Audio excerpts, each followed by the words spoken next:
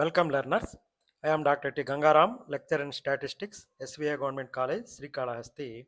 ఈ వీడియో లెక్చర్లో మనము చూస్తున్నాం కదా ఎకనామిక్స్ కాన్సెప్ట్స్.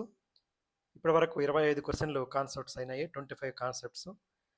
ఇంకా మనకు 24 కాన్సెప్ట్స్ మిగిలి ఉన్నాయి. 5 కాన్సెప్ట్స్గా మనము ఒక్కొక్క వీడియో లెక్చర్ చేసుకుంటూ ఉన్నాము. ఇప్పుడు 26వ కాన్సెప్ట్ నుంచి 26వ క్వశ్చన్ నుంచి 30వ వరకు చూద్దాము. Concepts base solving. ఇందులో 5 కాన్సెప్ట్స్ ఉన్నాయి. Inflation and monetary policy. ఇక్కడ మ్యాచ్ ది ఫాలోయింగ్ అని కొన్ని ఇచ్చి వాటిని మ్యాచ్ చేయమన్నాడు. అంటే అది 4 క్వశ్చన్లతో సమానం అనమాట. Assertion and reasoning, human capital, international development association IDA, వీటికి సంబంధించి క్వశ్చన్లు వచ్చున్నాయి. మనము మీరు కానీ రెగ్యులర్గా కానీ నా వీడియోలు చూసే వాళ్ళకి అర్థమవుతుంది. ఇప్పుడు 25 కాన్సెప్ట్లు వీడియోలు కానీ చూస్తుండే వాళ్ళకి ఇది కొంతవరకు రిపిటేషన్ అనేది ఉంది. అయినా కూడా నేను ఆ క్వశ్చన్లకు వచ్చిన కాన్సెప్ట్స్ని కొద్దిగా చెప్పిన తర్వాతే మళ్ళీ వెళ్ళాను అనమాట. ఇప్పుడు ఫస్ట్ మనం inflation management, use of contractionary monetary policy to stabilize price levels. ఇది ఆర్బీఐ అనేది మానిటరీ పాలసీని కంట్రోల్ చేస్తూ ఉంటుందని చూసాము. ఫిస్కల్ పాలసీ అనేది ఇండియన్ గవర్నమెంటు, అది మినిస్ట్రీ ఆఫ్ ఫైనాన్స్ వాళ్ళు కంట్రోల్ చేస్తూ ఉంటారని ప్రీవియస్ వాటిలో చూసాం. ఇప్పుడు ఇన్ఫ్లేషన్ మేనేజ్మెంటు ఇది కాంట్రరీ మానిటరీ పాలసీ గురించి ఇక్కడ చూద్దాము.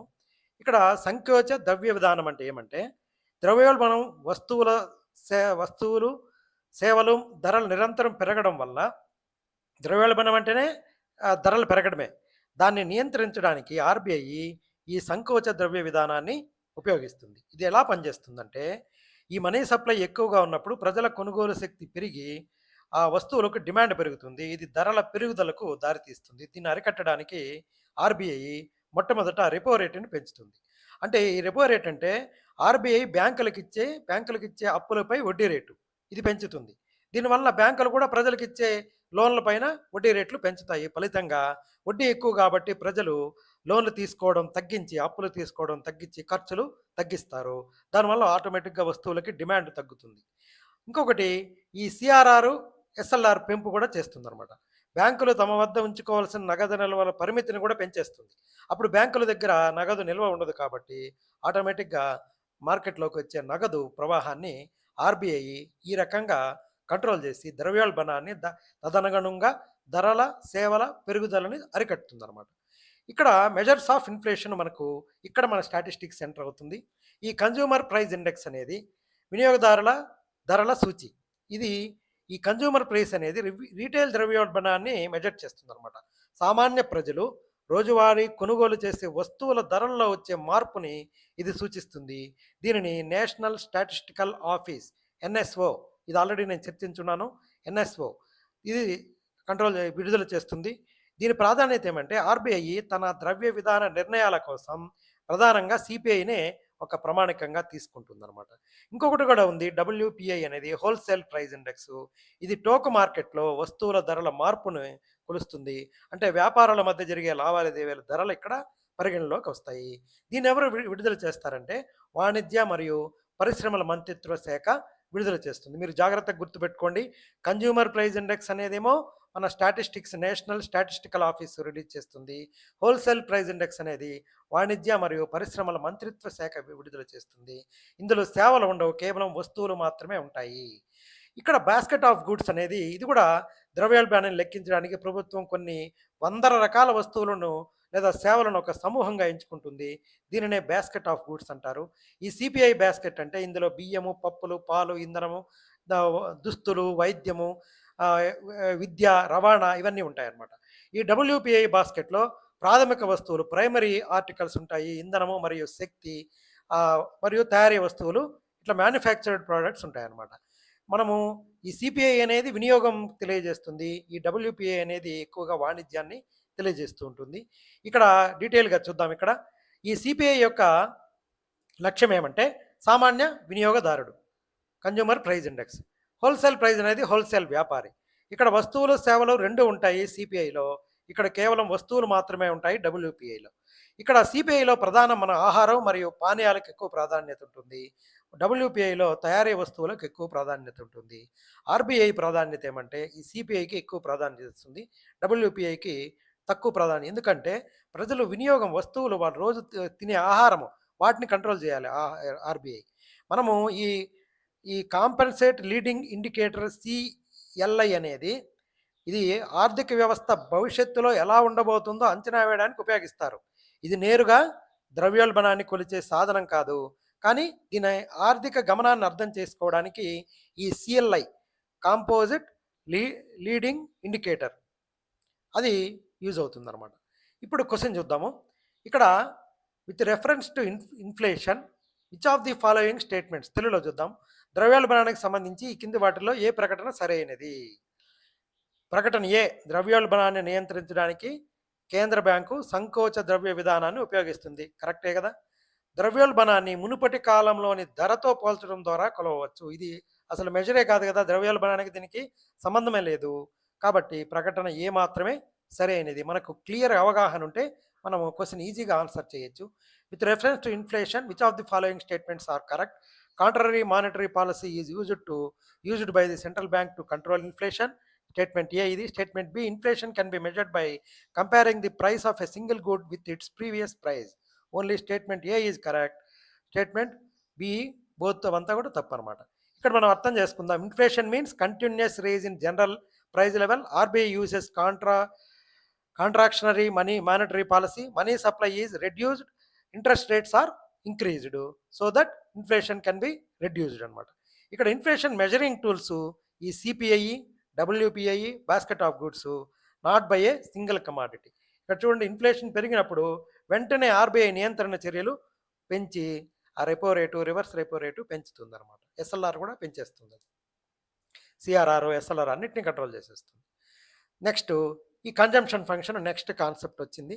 ఇక్కడ మ్యాచ్ ది ఫాలోయింగ్ క్వశ్చన్లు వచ్చాయి. దీని 4 మ్యాచ్ ది ఫాలోయింగ్ ఇచ్చారు. 4 మీద మనకు పరిపూర్ణ అవగాహన ఉంటే తప్ప మనం ఈ క్వశ్చన్లో 100% మార్క్స్ తెచ్చుకోలేము. ఇప్పుడు ఇక్కడ వినియోగ ఫంక్షన్ అంటే ఏమంటే ఆదాయానికి మరియు వినియోగానికి మధ్య ఉన్న సంబంధాన్ని ఈ వినియోగ ఫంక్షన్ అని అంటారు. సరళంగా చెప్పాలంటే ఆదాయం పెరిగితే మనుషులు చేసే ఖర్చు కూడా పెరుగుతుంది. మనం అది చూసాం కదా ఈ correlation అనాలిసిస్లో.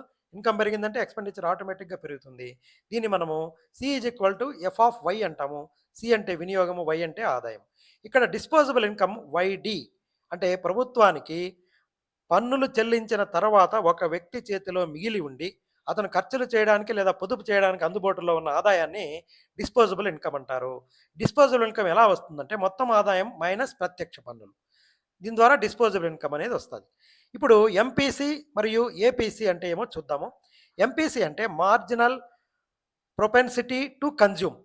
Marginal propensity to consume అదనంగా వచ్చిన ఆదాయంలో ఎంత శాతం వినియోగానికి ఖర్చు చేస్తామో చెప్పేదే ఎంపీసీ. మన భారత్ వంటి అభివృద్ధి చెందిన దేశాల్లో మధ్యతరగతి ప్రజలు ఈ ఎంపీసీ ఎక్కువగా ఉంటుందన్నమాట, మధ్యతరగతి ప్రజలది.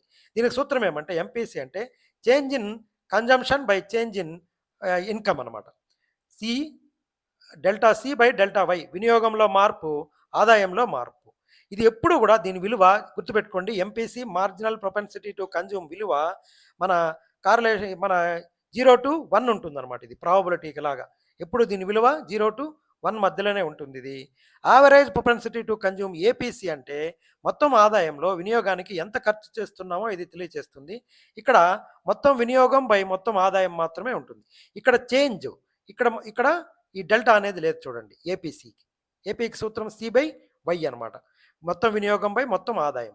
ఇక్కడ ఎంపీఎస్ మరియు ఏపీఎస్ మధ్య ఏ రకంగా ఉంటుందంటే ఆదాయంలో ఖర్చు చేయగా మిగిలినది వాళ్ళు పొదుపు చేయగలుగుతారు. దీనికి సంబంధించి 2 ముఖ్యమైన అంశాలు ఉన్నాయి. Average propensity to save, APS save చేయడానికి, ఇది మొత్తం ఆదాయంలో ఎంత భాగం పొదుపు చేస్తున్నామో ఇది చెప్తుంది. టోటల్ సేవింగ్స్ బై టోటల్ వినియోగం అనమాట. APS is equal to S by Y. Marginal propensity to save అంటే మార్జినల్ కంపేర్ చేసుకున్నప్పుడు అదనపు ఆదాయంలో ఎంత మొత్తం పొదుపు చేస్తున్నామో ఇది తెలియజేస్తుంది. MPS is equal to change in savings by change in Y అనమాట. ఇక్కడ గుర్తుంచుకోవాల్సిన అంశము MPC plus MPS is equal to 1 ఉండాలి ఎప్పుడు కూడా, మరియు ఏపీసీ ప్లస్ ఏపీఎస్ కూడా 1 ఉండాలి. Average propensity to saving, average propensity to consumption 2 కూడా 1కి సమానంగా ఉండాలన్నమాట. అది మామూలుగా సూత్రం అది. ఇక్కడ గ్రాస్ ఇన్వెస్ట్మెంట్ అంటే ఏమంటే నిర్దిష్ట కాలంలో ఒక సంవత్సరంలో ఆర్థిక వ్యవస్థలో తయారైన కొత్త మూలధన ఆస్తులు, యంత్రాలు, భవనాలు, రోడ్లు మొదలైనవి మొత్తం విలువను స్థూల పెట్టుబడి అంటారు. గ్రాస్ ఇన్వెస్ట్‌మెంట్ అంటే. ఇందులో 2 రకాలుంటాయి. నెట్ ఇన్వెస్ట్‌మెంట్ కొత్తగా జోడించబడిన ఆస్తులు, డిప్రిషియేషన్ పాత ఆస్తులు తరుగుదల కోసం చేసే ఖర్చు. ఇక్కడ సూత్రం ఏమంటే gross investment is equal to net investment plus depreciation. ఇప్పుడు భారత ఆర్థిక వ్యవస్థ దృక్పథంలో ఈ కీ ఐడెంటిటీస్ చూద్దాము. తక్కువ ఆదాయ వర్గాలు భారతదేశంలో తక్కువగా ఆదాయం ఉన్న వాళ్ళ ఎంపీసీ ఎక్కువగా ఉంటుంది. మార్జినల్ ప్రొపెన్సిటీ టు కన్జ్యూమ్ ఎక్కువగా ఉంటుంది. ఎందుకంటే వారు అదనంగా వచ్చే ప్రతి రూపాయిని ఆహారం లేదా కనీస అవసరాల కోసమే ఖర్చు చేయాల్సి ఉంటుందన్నమాట. సేవింగ్‌కి వాళ్ళు చేయలేరు. పొదుపు చేసే అలవాటు ప్రపంచంలోని ఇతర దేశాలతో పోలిస్తే కాస్త ఎక్కువే ఉంటుంది. ఇది దేశీయ పెట్టుబడులకు తోడ్పడుతుంది. ప్రభుత్వ విధానం పన్నులు తగ్గించినప్పుడు ప్రజలు డిస్పోజబుల్ ఇన్కమ్ పెరుగుతుంది. ఆటోమేటిక్‌గా దానివల్ల మార్కెట్‌లో డిమాండ్ పెరిగి ఆర్థిక వ్యవస్థ వాళ్ళు పెరిగిన అదనంగా వచ్చిన ఆదాయాన్ని ఖర్చు చేయాలని చూస్తారు. దానివల్ల ఎకనామిక్ యాక్టివిటీ గ్రోత్ పెరుగుతుందన్నమాట. Key identities YD is equal to C plus S. Disposable income is equal to అంటే ఖర్చు చేయగలిగే ఆదాయము, వినియోగం ప్లస్ పొదుపు. ఇక్కడ saving is equal to YD minus C. పొదుపు ఈజ్ ఈక్వల్ టు ఆదాయం మైనస్ వినియోగం. ఈ భావనలు అర్థం చేసుకోవడం వల్ల మన దేశం ప్రజలు ఖర్చు చేసే విధానం అనేది ఆర్థిక వృద్ధిని ఎలా ప్రభావితం చేస్తుందో తెలియజేస్తుంది. అదే విదేశాల్లో వాళ్ళు ఎక్కువ ఖర్చు చేస్తూ ఉంటారు. అది ఎకనామిక్ యాక్టివిటీకి ఎక్కువ గ్రోత్ అది వస్తూ ఉంటుంది. మన దేశంలో పొదుపు చేస్తూ ఉంటారు. ఇక్కడ మ్యాచ్ చేయాలి. ఎంపీసీ ఇక్కడ మనం చూడొచ్చు ఎలిమినేషన్ ఏపీఎస్ ప్లస్ ఏపీసీ అనేది 1కి సమానం. ఆటోమేటిక్ గుర్తుపెట్టేసేయచ్చు. చూడండి, ఎంపీసీ అంటే మార్జినల్ ప్రొపెన్సిటీ టు కన్జంప్షన్ అనమాట. ఇది change in consumption due to change in income. Easy గుర్తుపెట్టచ్చు. చూడండి, ఇక్కడ గ్రాస్ ఇన్వెస్ట్మెంట్ అంటే net investment plus depreciation. National dispensable income అంటే national income minus direct taxes. కాబట్టి ఈజీగా మనం గుర్తుపెట్టుకోవచ్చు. లిస్ట్ 1, లిస్ట్ 2 ఇంగ్లీష్లో ఇచ్చాము. ఇక్కడ నేను టైప్ చేశాము. ఇది ఇక్కడ కరెక్ట్ మ్యాచ్. ఏకి ఎంపీసీ అనేది change in consumption due to income, APS plus MPC 1, C అనేది గ్రాస్ ఇన్వెస్ట్మెంట్ అనేది 4, నెట్ ఇన్వెస్ట్మెంట్ ప్లస్ డిప్రిషియేషను. చూడండి, నేను ఇవి ఆన్సర్ చూడకుండానే చెప్పగలిగాను.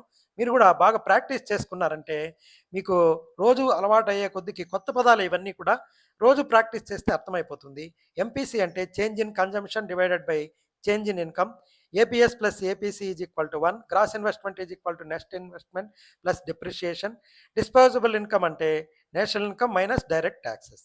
ఇక్కడ ఎగ్జామ్ షార్ట్ కట్ ఏమంటే APS plus APC always equal to 1 అనమాట. నెక్స్ట్ ఈ ప్రైస్ ఎలాస్టిసిటీ చూద్దాము. చాలా ఇంట్రెస్టింగ్గా ఉంటుంది. ఇక్కడ భారత ఆర్థిక వ్యవస్థ ఉదాహరణగా తీసుకొని మనము ప్రైస్ ఎలాస్టిసిటీ, అందులో ముఖ్యంగా ప్రతిపేక్షక అంటే హోమోజీనియస్ గూడ్స్, ప్రతిపేక్షక వస్తువుల మధ్య జంట ధర, gross price elasticity of demand between substitutable goods, ఒకదానికొకటి మనం మార్చుకోగలిగే గూడ్స్ గురించి ఇక్కడ చర్చిద్దాము. ఈ కాన్సెప్ట్ ఏమంటే ఒక వస్తువు యొక్క ధరలో మార్పు వచ్చినప్పుడు దానికి సంబంధించి మరొక వస్తువులో వచ్చే డిమాండ్, ఆ వస్తువు యొక్క డిమాండ్లో వచ్చే మార్పును జంట ధర సాపేక్షికత అంటారు. అంటే క్రాస్ ప్రైస్ ఎలాస్టిసిటీ. ఇది ఉదాహరణ పరంగా కూడా చూద్దాం మనము. ప్రతిక్షేపక వస్తువుల సబ్స్టిట్యూటబుల్ గూడ్స్ విషయంలో ఇది ఎప్పుడు కూడా పాజిటివ్గా ఉంటుంది. అంటే ఒక దాని ధర పెరిగిందంటే ఇంకొక దాని ధర కూడా ఆటోమేటిక్గా పెరుగుతుంది. ప్రజలు దానికి బదులుగా ఇంకొక వస్తువును వాడుతూ ఉంటారు.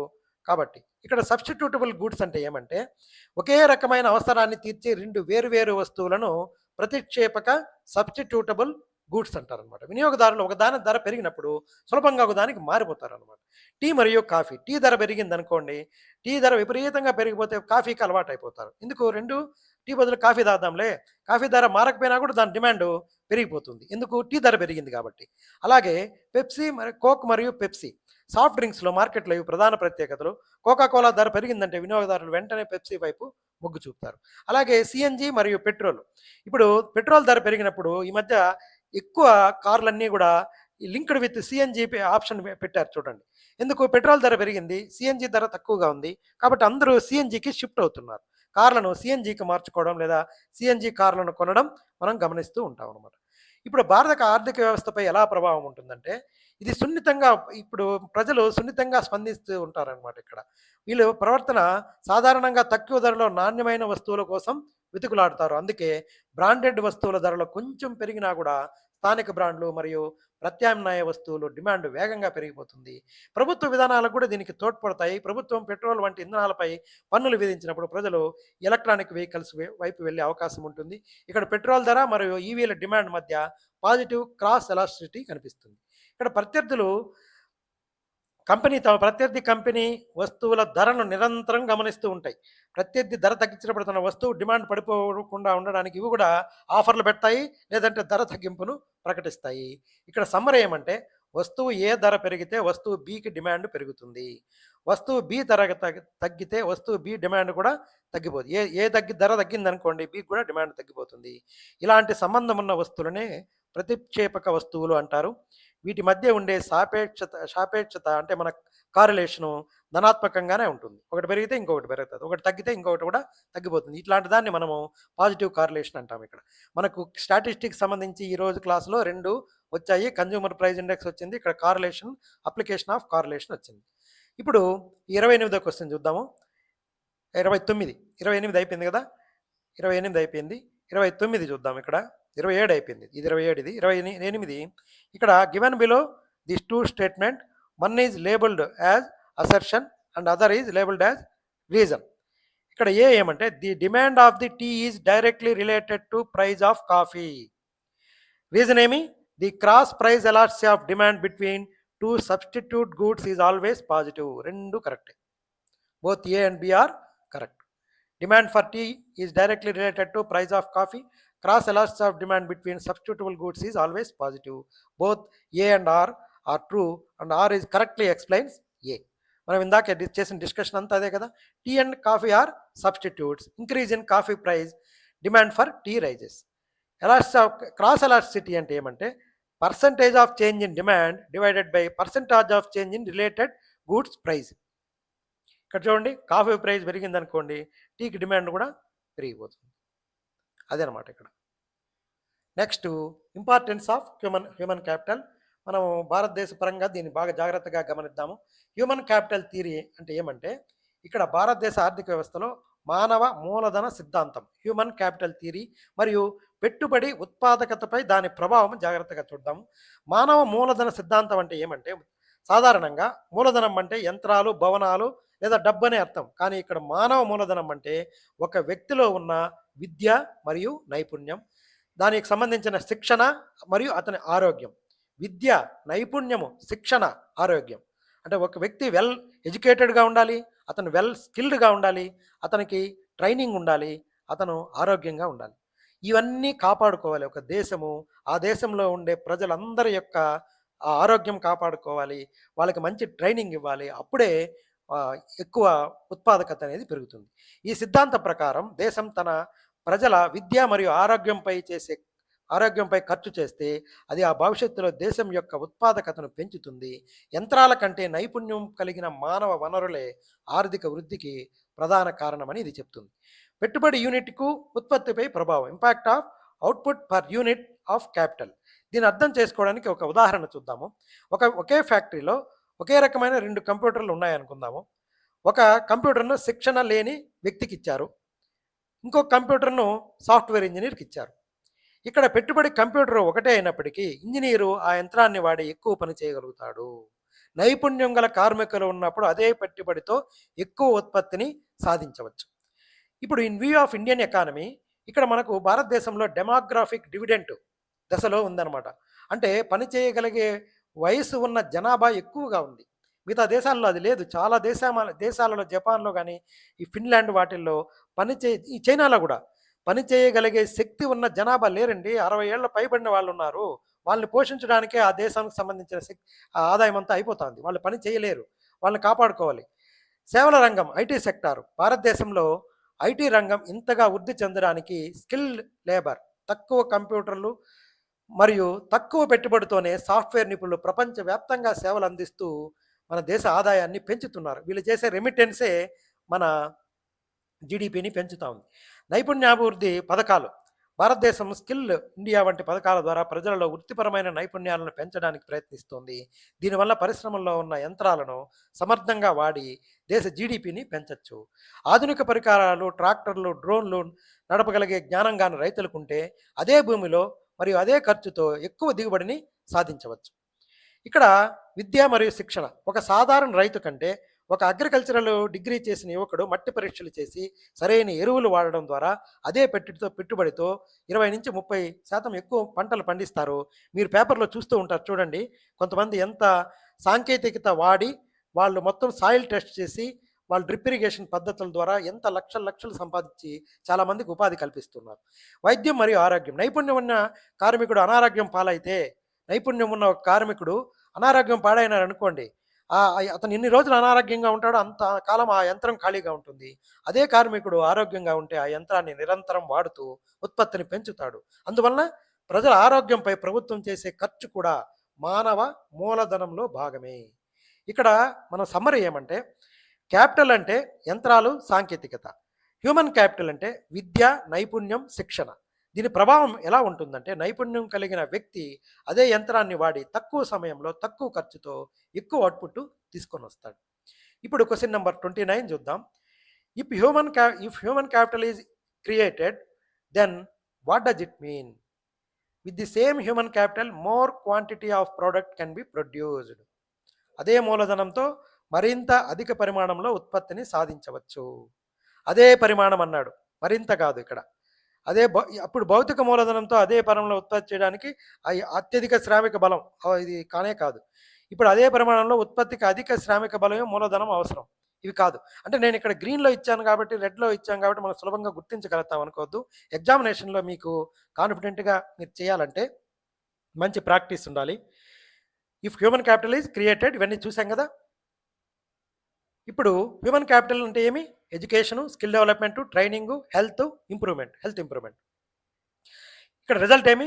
Higher productivity. With same labour more output ఉంటుంది. ఏదైనా స్కిల్ లేని ఆఫ్టర్ స్కిల్లింగ్ ఎంత పెరిగింది చూడండి. బిఫోర్ తక్కువ ఉంటే ఒక వ్యక్తికి స్కిల్ యాడ్ చేసామంటే మానవుడికి అతను తయారు చేసే ఉత్పాదకత పెరిగింది. ఇక్కడ ఇంటర్నేషనల్ డెవలప్మెంట్ అసోసియేషన్ IDA ఇది వరకే వచ్చింది నా లెక్చర్స్లో, ప్రీవియస్ లెక్చర్స్లో ఉంది. ఇది అభివృద్ధి, ఇది వరల్డ్ బ్యాంకులో ఒక డివిజన్ లాగా ఉంటుంది. ఇంటర్నేషనల్ డెవలప్మెంట్ అసోసియేషన్ పేదరిక నిర్మూలనలో పోషించే పాత్ర గురించి మరియు భారత ఆర్థిక వ్యవస్థతో దానికి ఉండే సంబంధం ఇక్కడ చూద్దాము. ఇది ప్రపంచ బ్యాంకు సమూహంలోని ఒక విభాగం. దీనిని ప్రపంచంలోని అత్యంత పేద దేశాలకు సహాయం చేసే ప్రపంచ బ్యాంకు యొక్క రాయితీ కిటికీ, సాఫ్ట్ లోన్ విండో. ఆల్రెడీ చెప్పాను ఇది 1960లో స్థాపించబడింది. ఇది పేదరిక నిర్మూలనలో IDA పాత్ర. Role in poverty removal. వడ్డీ లేని రుణాలు ఇస్తుంది. తక్కువ వడ్డీకి, అసలు వడ్డీయే లేకుండా 30-40 సంవత్సరాల వరకు టైం ఇచ్చి మీరు ఓపికగా తీర్చండి నాయన, అసలు ఇవ్వండి చాలు అని పేద దేశాలకు ఇది డబ్బు ఇస్తూ ఉంటుందన్నమాట. ప్రాథమిక వసతుల కల్పన, తాగునీరు, పారిశుద్ధ్యం, విద్యుత్తు, రహదారులు వంటి కనీస సౌకర్యాల కల్పనకు ఈ IDA అనేది నిధులు సమకూరుస్తుంది. మానవ మూలధన అభివృద్ధికి కూడా ఇందాక చూసాం కదా, మానవ మూలధనం దానికి ఉండే ఇంపార్టెన్స్. పాఠశాల నిర్మాణం, టీకా కార్యక్రమాలు.